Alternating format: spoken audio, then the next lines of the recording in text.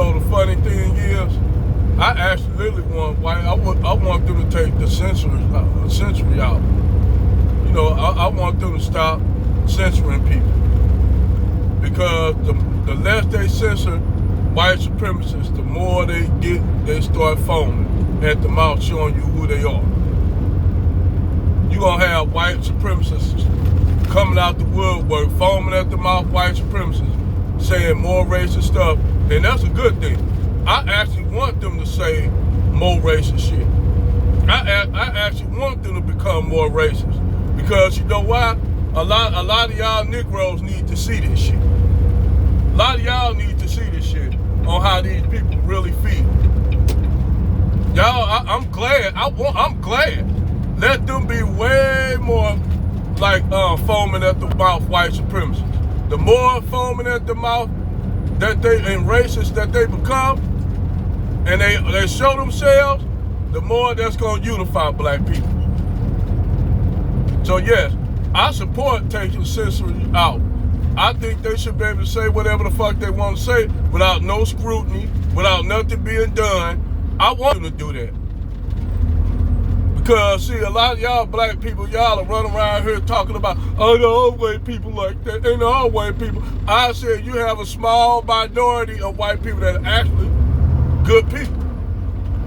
That actually are good fucking people. But the vast majority of them are white supremacists like a motherfucker. And they'll act like they'll put on they'll cloak themselves like a Romulan cruiser, like a D7 cruiser on Star Trek. But when they leave you, when they get away from you, all their white supremacy comes out. It's like Tia Mowry husband. Her husband is a flaming white supremacist. She can live in denial that he's not, but that motherfucker is, because he's saying all kind of shit. But you know what? She biracial. Nothing against biracial people. But she's biracial, and then a lot of that shit, a lot of them will let that slide. You know, they'll let that slide because white folks will use biracial people as the safe niggas. I told my girl that. White people will use y'all as the safe niggas. They'll tell you, oh, you're not like them. You're not like these other black people. But they don't like you either.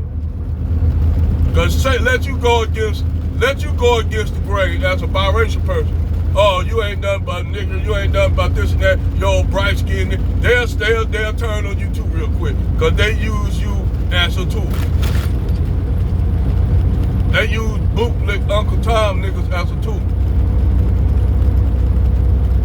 That's why I said in the world of white supremacy, where white supremacy is the religion.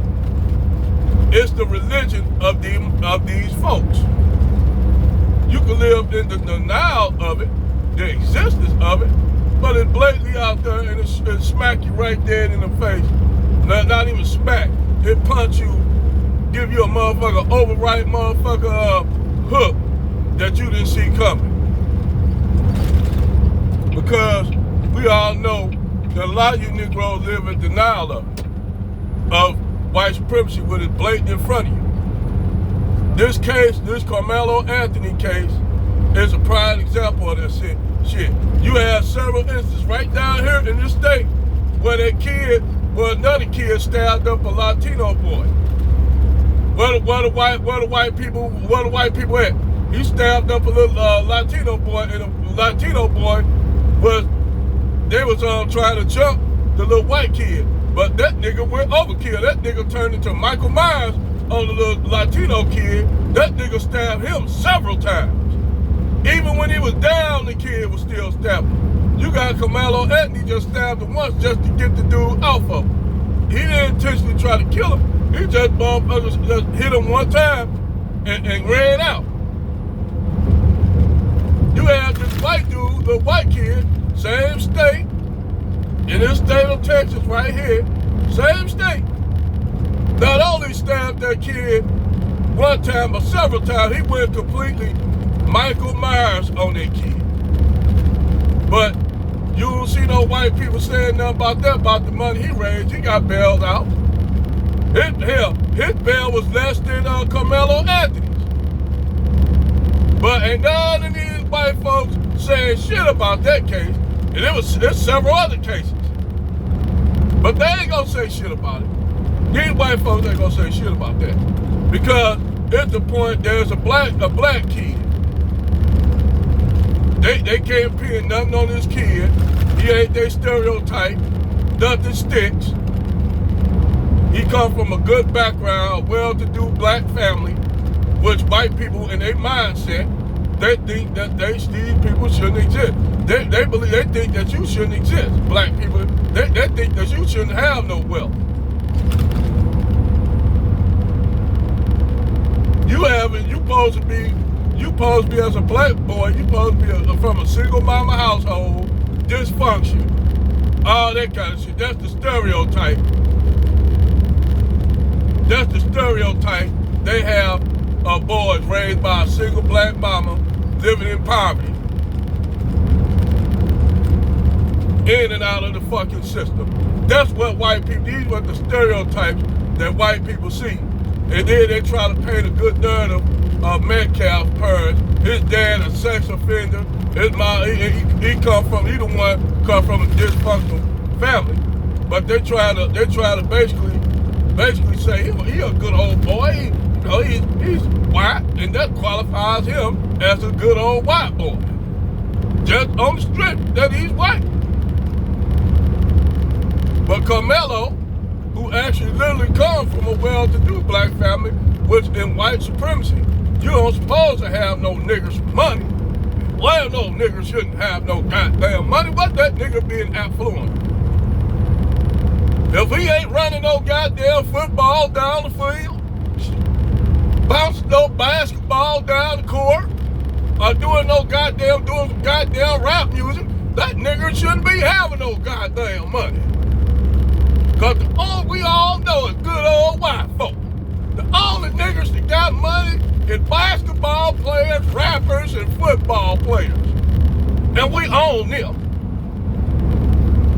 Other than that, niggas shouldn't have no money. That nigga affluent as my goddamn 11-year-old bloodhound. Damn, old nigga shouldn't have no goddamn money. But he got money. He affluent. That nigga shouldn't have that. And that's how these white folks think. They think that you shouldn't have you shouldn't be affluent. Only way they think you should have money is you doing sports or rapping and shit. That's the only way they feel that black people should have money. Not that you're intelligent, not that you're an affluent person in the community, in the black community. Cause me, I don't see hip-hop artists, basketball, and football players are affluent. I just see them as athletes. Real affluent people don't, they intellectually astute. Like Carmelo Anthony's father, he's an intellectual person. But, like I said, they don't never always gotta have a negative image of black people. No matter what part of life we come from. And then what makes it even worse, when you got buck dancing, bootlicking Negroes who trying to capitalize on this just to make money. These capitalization niggas who want to capitalize on this and go against and just basically try to throw this kid under the bus just to make a profit. Y'all niggas are despicable. Let me say that one more again. For you niggas that's doing that, y'all niggas don't have no integrity. Them the niggas you gotta watch, these old Uncle Tom bootlick tap dancing niggas that wanna make $1 off and profit off of that young man and his family. You fucking assholes. And then at the end of that, you think the white people gonna really not have no respect for y'all ass. Them white people, they really can't stand you niggas. To be true, for all you bootlick niggas, you think the white people have respect for you? Fuck no. no respect for y'all niggas. Actually, they'll kill you up before they do me. Because you a traitor ass, a treacherous, treasonous ass son of a bitch. But I digress.